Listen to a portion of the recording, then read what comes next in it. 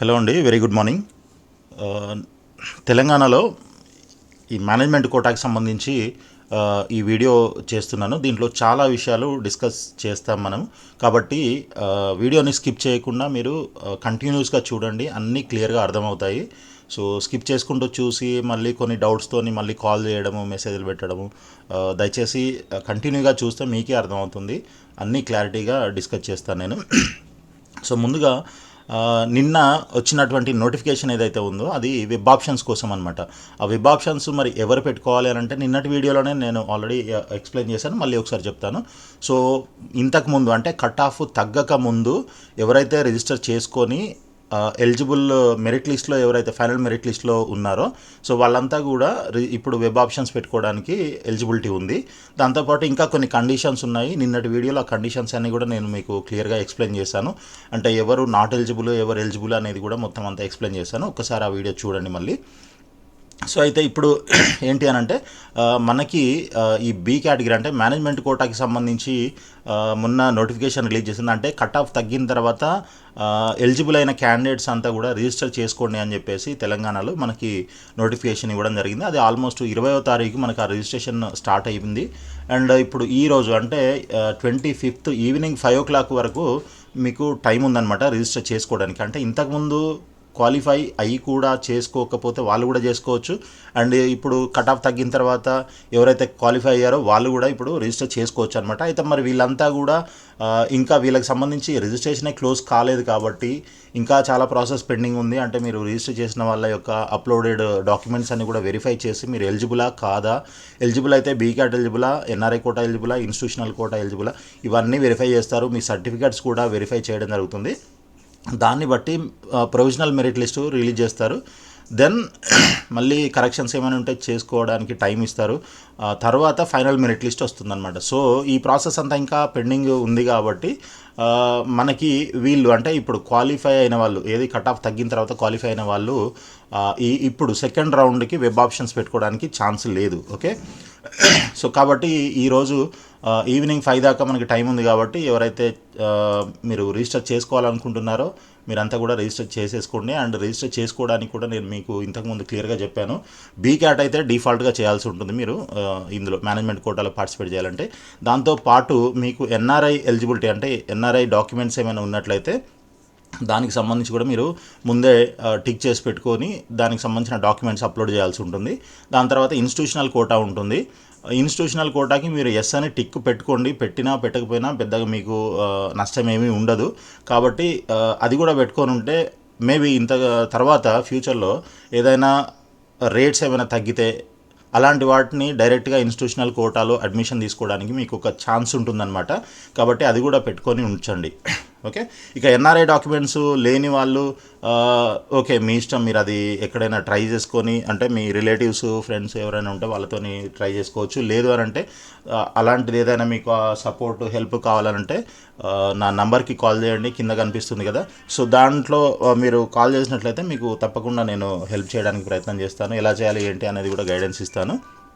So అదొకటి.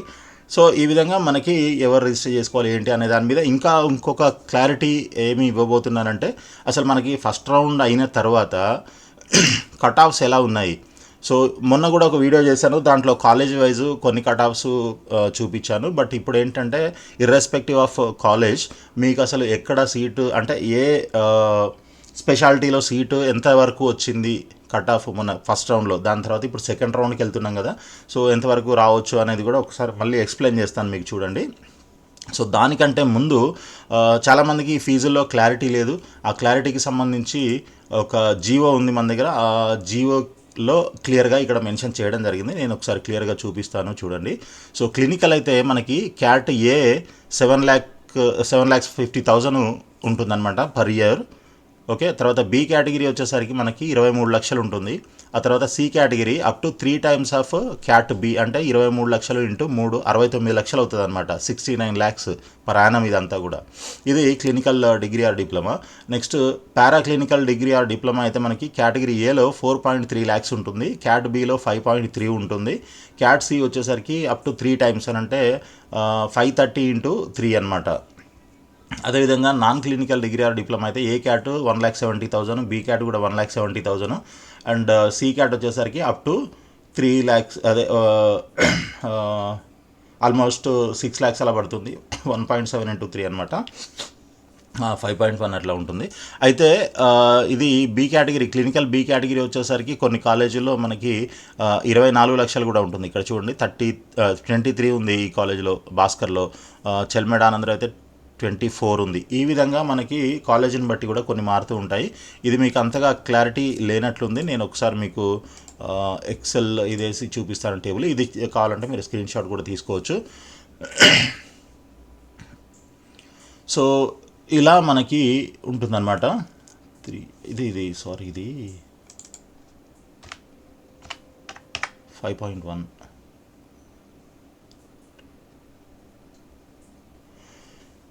Okay, so ఇది అంటే బీ కేటగిరీలో 23 or 24 క్లినికల్ అయితే, పారాక్లినికల్ అయితే 4.3, నాన్ క్లినికల్ అయితే 1.7. ఏది బీ కేటగిరీ, దాన్నే మేనేజ్మెంట్ కోటా అంటారు.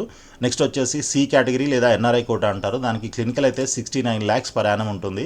ఇక పారామెడికల్ అయితే 5.3 lakhs ఉంటుంది per annum ఇదంతా కూడా. నెక్స్ట్ నాన్ క్లినికల్ అయితేనేమో 1.7 అలా ఉంటుంది. ఇంకా ఇన్స్టిట్యూషనల్ కోటా తీసుకున్నట్లయితే ఇది అఫ్కోర్స్ అప్ టు అదే మనకి ఎన్ఆర్ఐ కోటా ఎంత ఉంటుందో అదే ఫీజు ఉంటుంది. కాకపోతే ఏంటంటే ఇది కంప్లీట్లీ ఇన్స్టిట్యూషనల్ కోటా కాబట్టి based on the reputation of college are demand of the speciality వాళ్ళు కొంత ఎక్కువ ఛార్జ్ చేస్తూ ఉంటారనమాట. సో ఆ ఫీజులు కూడా మీకు బ్రాంచ్ వైజ్ అంటే స్పెషాలిటీ వైజ్ ఫీజులు ఎలా ఉన్నాయి తెలంగాణలో అనేది ఇంకొక వీడియోలో మీకు పోస్ట్ చేస్తాను. సో ప్రస్తుతానికైతే ఇది చూడండి. పారాక్లినికల్ అయితే ఆల్మోస్ట్ 16 lakhs వస్తుంది. నెక్స్ట్ నాన్ క్లినికల్ అయితే 5.1 lakhs అలా ఉంటుందన్నమాట ఫీజు. సో ఇప్పుడు క్లారిటీ వచ్చింది కదా ఫీజు పైన.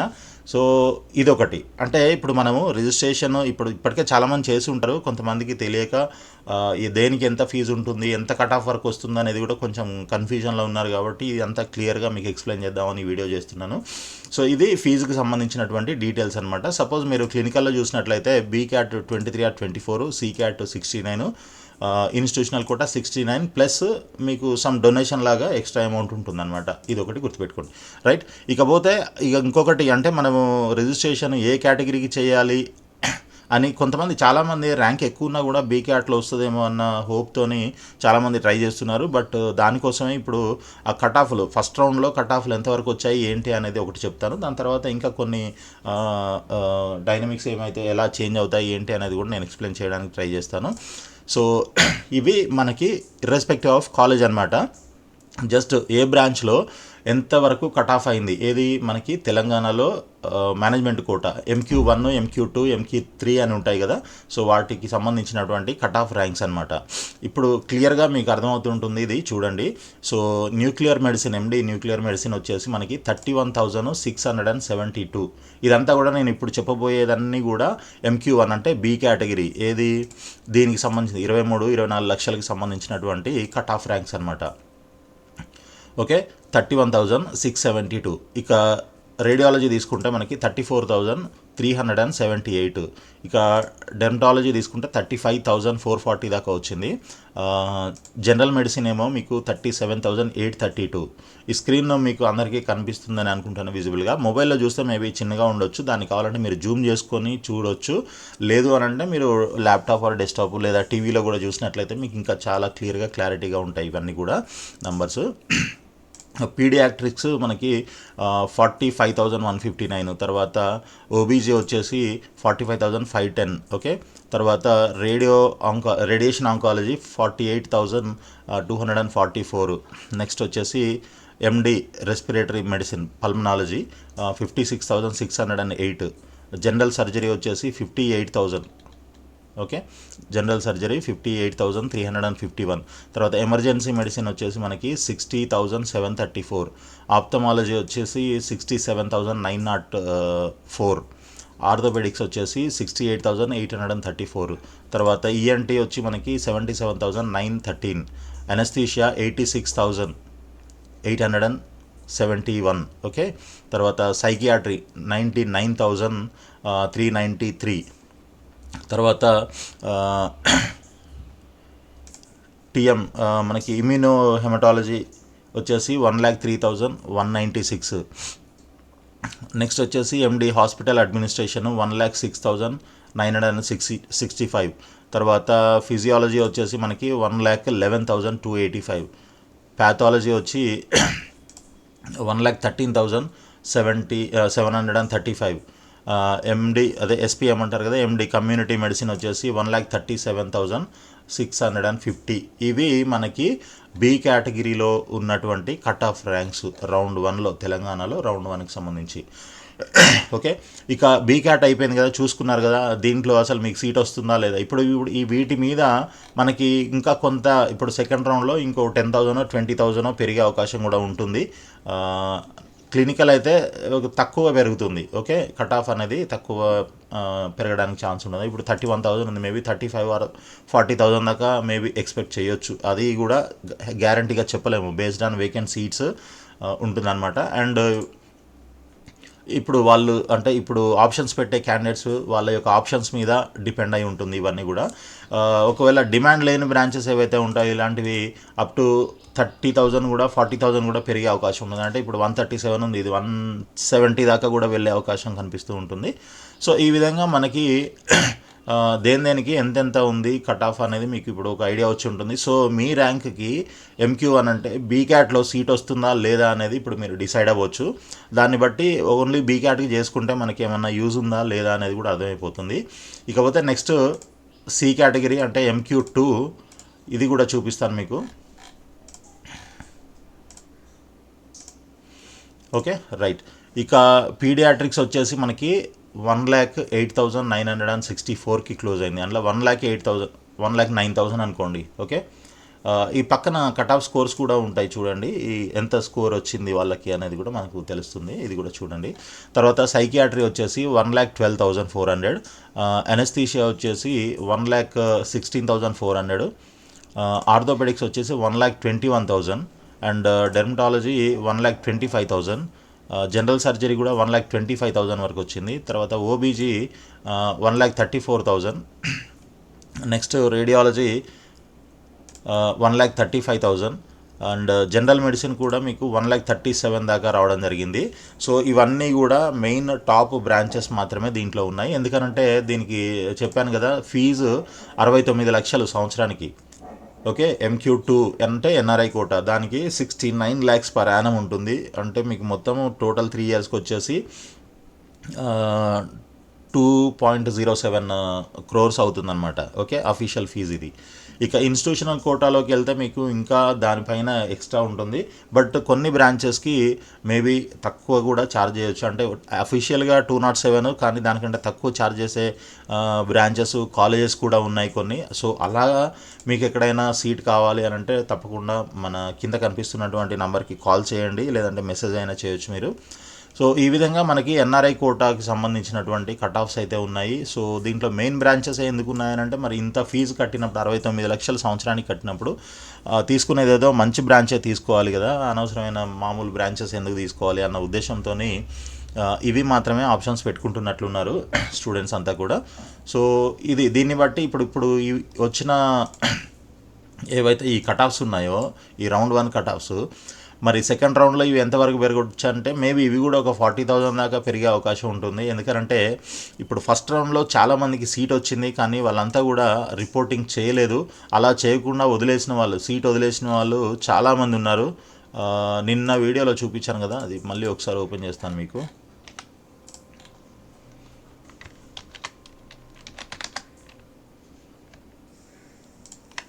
ఆల్మోస్ట్ 134 క్యాండిడేట్స్ ఉన్నారండి. వీళ్ళంతా కూడా యుఎన్ఆర్ఏ ఉన్నారు, అంటే అన్రిజర్వ్డ్, అంటే వేరే స్టేట్ నుంచి వచ్చిన వాళ్ళు ఏమో మేబీ. సో లోకల్ వాళ్ళు అయితే దాదాపు తీసుకుంటారు, కానీ లోకల్ వాళ్ళు కూడా కొన్ని వదిలేసినట్టు చూపిస్తుంది ఇక్కడ. సో 134 మెంబర్స్ సీట్స్ వదిలేశారనమాట. సో దీనివల్ల మనకి వేకెంట్ సీట్స్ పెరగడం జరిగింది. ఓకే, దీని ప్రకారంగా చూసుకున్నట్లయితే మనకి ఈ కట్ ఆఫ్స్ ఏవైతే ఇప్పుడు నేను ఫస్ట్ రౌండ్ కట్ ఆఫ్స్ చూపించానో, ఈ కట్ ఆఫ్స్ ఇంకా కొంచెం పెరిగే అవకాశం ఉన్నది. అది ఎంతవరకు పెరుగుతుందంటే మేబీ అప్ టు ఒక 40,000 వరకు పెరగవచ్చు అనుకుందాం. ఇది 137 అంటే 140 అనుకోండి. 140 అని అంటే మీకు ఇంకొక 40,000 పెరిగినా కూడా 180 అనుకోవచ్చు ఎక్స్పెక్టెడ్. ఓకే, అది కూడా గ్యారంటీ లేదు, చెప్పలేము.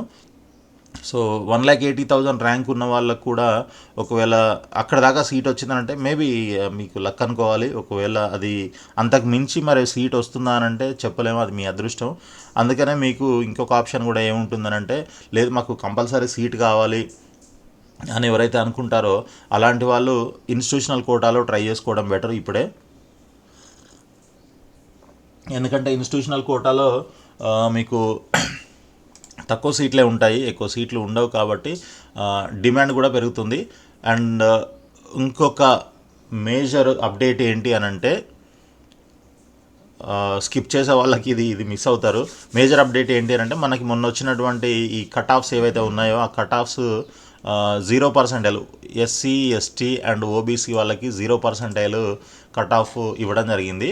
బట్ ఓపెన్ కేటగిరీ అంటే జనరల్ కేటగిరీ లేదా ఈడబ్ల్యూఎస్లో ఉన్న వాళ్ళకి 103గా డిసైడ్ అయ్యారు కదా. సో ఈ 103 కన్నా తక్కువ వచ్చిన వాళ్ళు ఎలిజిబుల్ కాదు. అలాంటి వాళ్ళు ఇంకా చాలామంది ఉన్నారనమాట. సో వాళ్ళందరినీ కూడా ఇలా 0% చేసేసి మేబీ వాళ్ళని కూడా ఎలిజిబుల్ చేయాలి అన్న ఒక ప్రపోజల్ అయితే ఉంది అనమాట. సో మేబీ ఒకవేళ అది కన్ఫర్మ్ అయిందంటే మాత్రం ఇంకా చాలామంది ఎలిజిబుల్ అవుతారు. సో ఇప్పటిదాకా వీళ్ళకి 103 కంటే తక్కువ మార్కులు వచ్చాయి కాబట్టి అలాంటి వాళ్ళంతా కూడా కామ్గా ఉన్నారు ప్రస్తుతానికి. కానీ వాళ్ళకి హై లెవెల్ బడ్జెట్ ఏదైతే ఉంటుందో ఈ సి కేటగిరీ ఎన్ఆర్ఐ కోటాకి లేదా ఇన్స్టిట్యూషనల్ కోటాలో పే చేయగలిగే కెపాసిటీ ఉంది. కానీ వాళ్ళు according to the cut off marks వాళ్ళు క్వాలిఫై అవ్వలేదు. ఒకవేళ అది అదే 0% క్వాలిఫైయింగ్ కట్ ఆఫ్ చేశారు అనుకోండి, అప్పుడు మనకి ఈ కేటగిరీలో కానీ ఈ కేటగిరీలో కానీ చాలా ఎక్కువగా కాంపిటీషన్ పెరిగే అవకాశం అయితే కనిపిస్తుంది. సో ఇది ఒకటి పాయింట్ గుర్తుపెట్టుకోండి. మేము అది ప్రపోజల్ మాత్రమే, అంటే దానికి సంబంధించిన డిస్కషన్స్ అన్నీ జరుగుతున్నాయని తెలిసింది. ఒకవేళ అది వస్తే మాత్రం హెవీ కాంపిటీషన్ ఉంటుందన్నమాట ఈ రెండు కేటగిరీస్కి. కాబట్టి దీని ప్రకారంగా ఇప్పుడు మీకు అర్థమై ఉంటుంది ఎవరెవరికి ఎంతెంత ర్యాంక్ వరకు వచ్చే అవకాశం ఉంటుంది ఏ కేటగిరీలో. దాన్ని బట్టి మీరు సీటు అసలు కౌన్సిలింగ్లో పార్టిసిపేట్ చేయాలా, ఫీజు అండ్ కట్ ఆఫ్ రెండు చూపించాను కదా మీకు. దీన్ని బట్టి మీరు డిసైడ్ అవ్వండి. దాని ప్రకారంగా రిజిస్ట్రేషన్ ఈరోజు సాయంత్రం వరకు ఉంది కాబట్టి మీరు రిజిస్ట్రేషన్ చేసుకొని ఏ కేటగిరీ బీ చేయాలా లేకపోతే ఎన్ఆర్ఐ చేయాలా అండ్ ఇన్స్టిట్యూషనల్ కూడా చేయాలా, మూడు కలిపి చేయాలా అనేది మీరు డిసైడ్ చేసుకొని. నా ఉద్దేశం ఏంటంటే మూడింటికి చేసుకుంటే ఇన్ కేస్ ఈరోజు కాకపోయినా రేపైనా ఒకవేళ మీ బడ్జెట్ ఇప్పుడు అంత లేదు అని డిసైడ్ అయితే నో ప్రాబ్లం, ఇప్పుడే వదిలేసేయచ్చు. లేదు ట్రై చేద్దాము, ఏదైనా లోన్ తీసుకుందాము, ఇంకా అట్లాంటిది ఏదైనా మీకు ప్లాన్లో ఉన్నట్టయితే మీరు మూడింటికి రిజిస్ట్రేషన్ చేసి పెట్టుకుంటే మంచిదని నా ఉద్దేశం. సో ఇది ఇప్పటి వరకు ఉన్నటువంటి అప్డేటు. ఈ వీడియో మీకు అందరికీ నచ్చిందని అనుకుంటున్నాను. తప్పకుండా లైక్ చేసి ఫాలో చేస్తూ ఉండండి, సబ్స్క్రైబ్ చేసి మన ఛానల్ని. సో నోటిఫికేషన్స్ అన్నీ కూడా ఎప్పటికప్పుడు అప్డేట్స్ వస్తూ ఉంటాయి. సో ఇంత క్లియర్గా మీకు అన్నీ ఎక్స్ప్లెయిన్ చేశాను కాబట్టి తప్పకుండా లైక్ చేస్తారని అనుకుంటున్నాను. అండ్ మన వీడియో ఇప్పటిదాకా మీరు కంటిన్యూస్గా చూసారు అని అంటే మీకు ఇది నచ్చే ఉంటుంది తప్పకుండా. అండ్ ఇంకొక విషయం ఏంటి అని అంటే, ఇన్స్టిట్యూషనల్ కోటాలో ఇది నేను రోజు ప్రతి వీడియోలో చెప్తూనే ఉన్నాను. ఎవరికైనా సీట్ కావాలి అని అంటే మన కింద కనిపిస్తున్న నంబర్కి కాల్ చేయండి, లేదంటే వాట్సాప్లో మెసేజ్ అయినా చేయండి. తప్పకుండా వాటికి సంబంధించిన డీటెయిల్స్ అండ్ మీకు అడ్మిషన్ కావాలంటే అడ్మిషన్ కూడా ఇప్పిస్తాము. సో ఆల్ ది బెస్ట్ అండి. మీ అందరికీ మన ఛానల్ చూసే ప్రతి ఒక్కరికి సీట్ రావాలని కోరుకుంటున్నాను. ఆల్ ది బెస్ట్ అండి. Thank you so much.